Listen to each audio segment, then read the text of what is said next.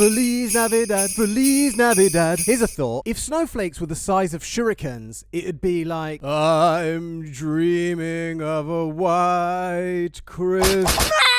That's my Christmas thought. Anyway, yes, I'm back in with some new Who Would Win videos, including Warbat versus Skullcrawler, Team Space versus Team Earth, maybe Male Muto versus Mothra, and heaps more fun stuff. But let's start with Forged in Fire versus Born in Darkness, the fight of the flyers. Let's find out who puts the tit in Titanus and who puts the anus also in Titanus. Alright, but let me just start by putting out a huge apology to anyone who was waiting for the rest of my Mechagodzilla vs. series. Basically, I did MG vs. Jaegers, I did MG vs. Transformers, and a couple of others, but the videos started taking ages to make. Plus, they didn't really do as well as I hoped they were going to. And it got to the stage where I felt like I'd said everything that you could possibly say about MG. So I had to draw a line under it, for the time being at least. But I knew there was a few people who joined just for those vids, so massive apologies to you guys, and hopefully these next few vids will make it up to you just a little bit. But back to RODAN vs. CAMAZOTZ. This is a fight that could actually still happen, as both of these creatures are still alive and well in the monsterverse. So put a like on the video if that's something you would like to see. Actually, just put a like on the video anyway. Also, I'm very interested to hear any theories you might have about how CAMAZOTZ broke this horn. I wonder if there's a story there.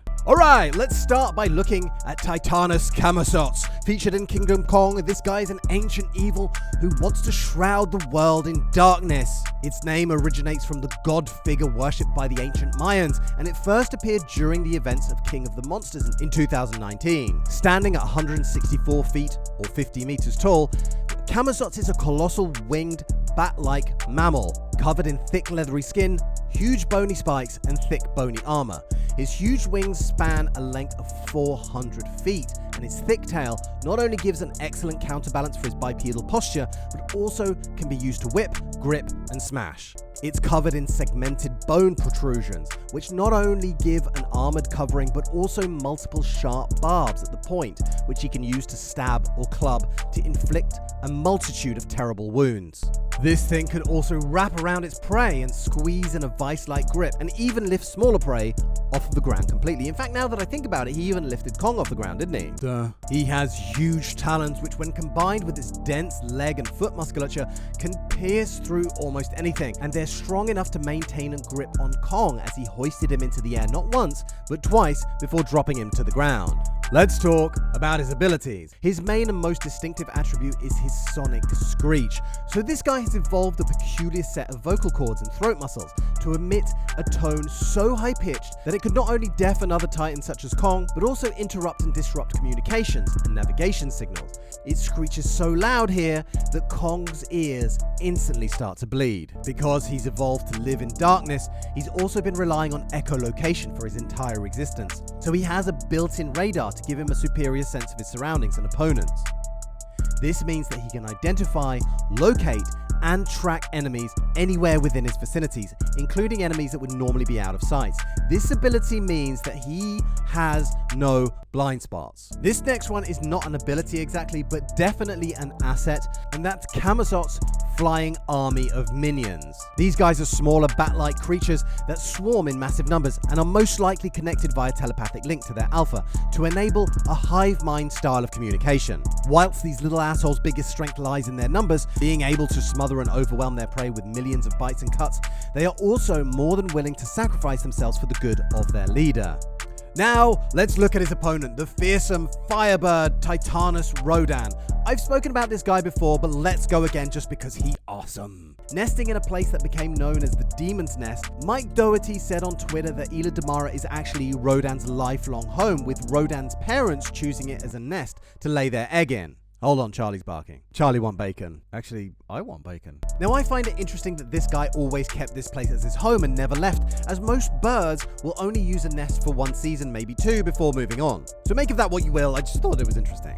Anyway, so this guy is 154 foot tall, which is around the same as CAMAZOTZ's 164 foot, but has a wingspan nearly 900 foot across. So that's more than double CAMAZOTZ's wingspan. Now, of course, RODAN has all the obvious, very sharp beak, terrifyingly massive talons, But the most interesting thing to me is Rodan's strange relationship with magma and fire, with an internal volcanic combustion system, which means that he's constantly radiating extreme heat from within. It's said that his skin temps can reach up to 1200 degrees. That's crazy. We saw him use this when fighting Mothra at one point, with the close contact between the two searing Mothra and obviously causing her a lot of pain. Rodan can also swim through rivers and trenches of magma, I guess, as well as the network of Hollow Earth tunnels that give these guys shortcuts across the globe. So that means that A, he can travel vast distances across the globe very quickly, and B, he can pop up where you least expect him.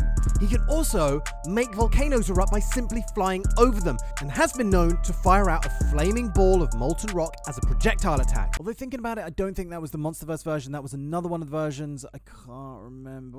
Forget it. Although Michael Dougherty denied that he could full-on breathe fire like a dragon, Rodan can also create huge sonic shockwaves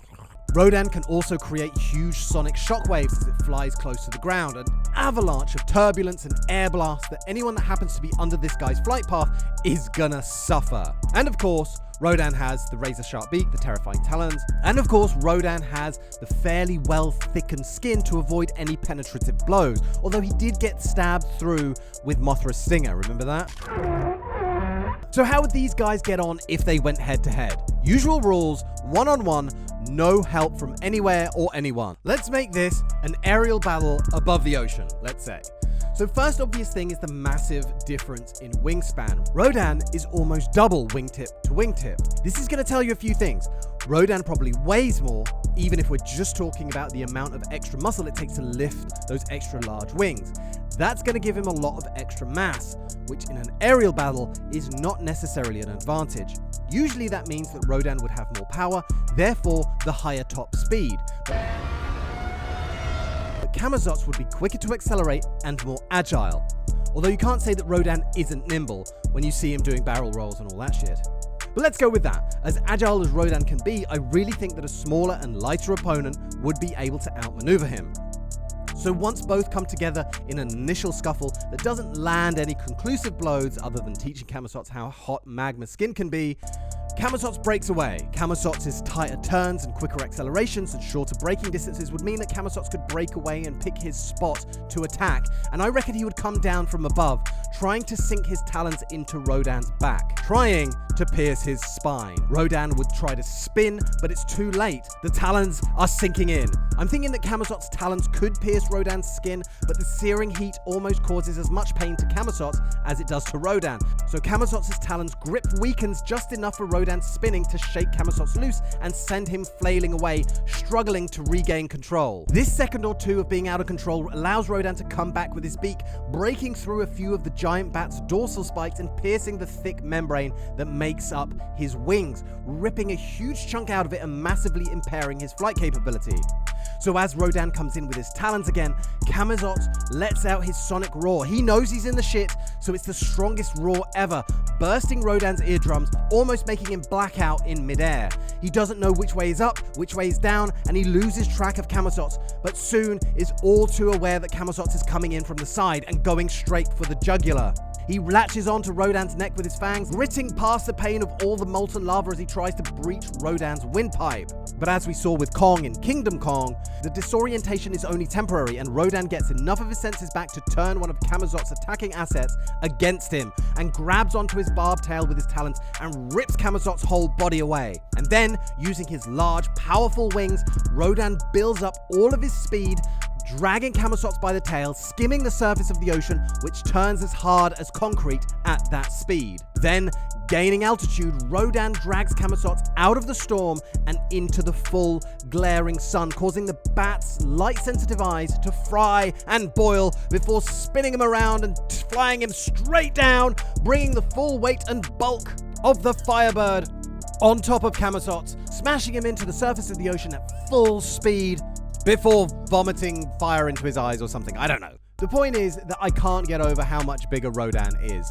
than CAMAZOTZ. I just think that because of that, CAMAZOTZ never really stands a chance. We don't have an official weight figure for CAMAZOTZ, but just based on the proportions, he's not going to hold a candle to the Firebird, is he? Not that holding a candle to him would actually do anything, because he's not, you know. Plus, such a sensitivity to light is a huge disadvantage. And there are lots of ways that any opposition can flip that to their advantage.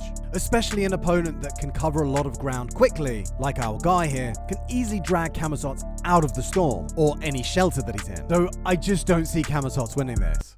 Unless I break my one-on-one rule and allow Camazotz his army of flying minions into the fight. That could be a game changer, and Rodan risks being overwhelmed, like overrun by a swarm of ants, flying ants that bite and fly. But even then, I think that Camazotz has got a bit of an uphill struggle on his hands. So the win goes to our guy Rodan. Alright you guys, let me know if I've missed anything, let me know if you have any differing opinions. I would love to hear your ideas for good monster matchups. And it doesn't even have to be just monsters. I was thinking about doing Godzilla vs Superman, because that might be more interesting than you think, you know. You know where all the buttons are down below, and I will see you very soon for the next one. Thank you very much for watching, and cheerio, bye!